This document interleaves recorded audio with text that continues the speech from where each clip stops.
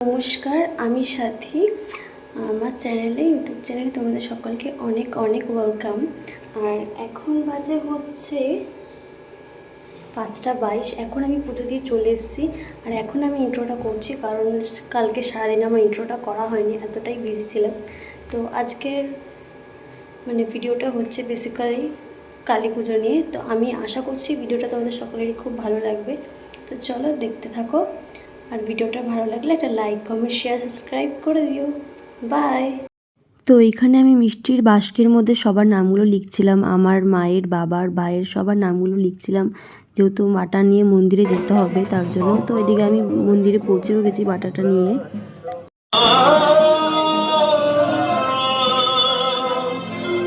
তো কাকু এখানে মিষ্টির বাস্কের মধ্যে নাম্বারের স্লিপগুলো লাগাচ্ছিল আর কুপন দিয়ে দিচ্ছিল সবাইকে। তো এই যে দেখে নাও মায়ের মুখটা কত সুন্দর হয়েছে। আর এই যে পুরো আমাদের এই মায়ের মন্দিরের সামনে সাজানো হয়েছে, এটা তোমাদের সাথে শেয়ার করলাম। তোমরা কমেন্টে জানিও কিন্তু যে সাজানোটা কেমন হয়েছে। এরপর আমি শাড়ি পরে রেডি হয়ে একেবারে চলে যাচ্ছিলাম মায়ের মন্দিরে পুজো দেওয়ার জন্য। আর এখন বাজে কটা জানো? 11:30। তো গিয়ে দাঁড়িয়েছিলাম, তখনও পুজো শুরু হয়নি আর বসার জন্য কিছু পেতেও দেয়নি।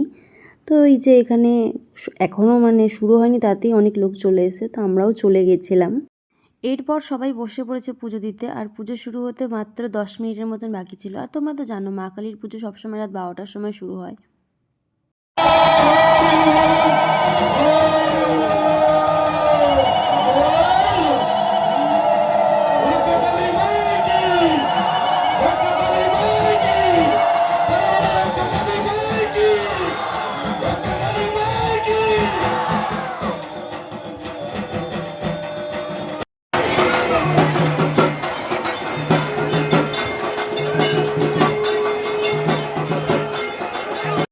তখন বাজে ভোর 4:30, অঞ্জলি শুরু হবে। তো এদিকে ঠাকুরমশাই এসেছিলো আমাদের গায়ে শান্তির জল ছেটাতে।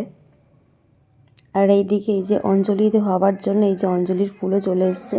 এখানে ঝুড়িতে অঞ্জলির ফুলগুলো আছে, এই ঝুড়ির মধ্যে যে ফুলগুলো আছে ওগুলো সকলকে ছোড়া হবে। তখন বাজে ভোর 5টা। এদিকে আমাদের অঞ্জলি দেওয়াটা সম্পূর্ণ হয়েছে। আর এইদিকে মায়ের সন্ধ্যা আরতি হচ্ছিল।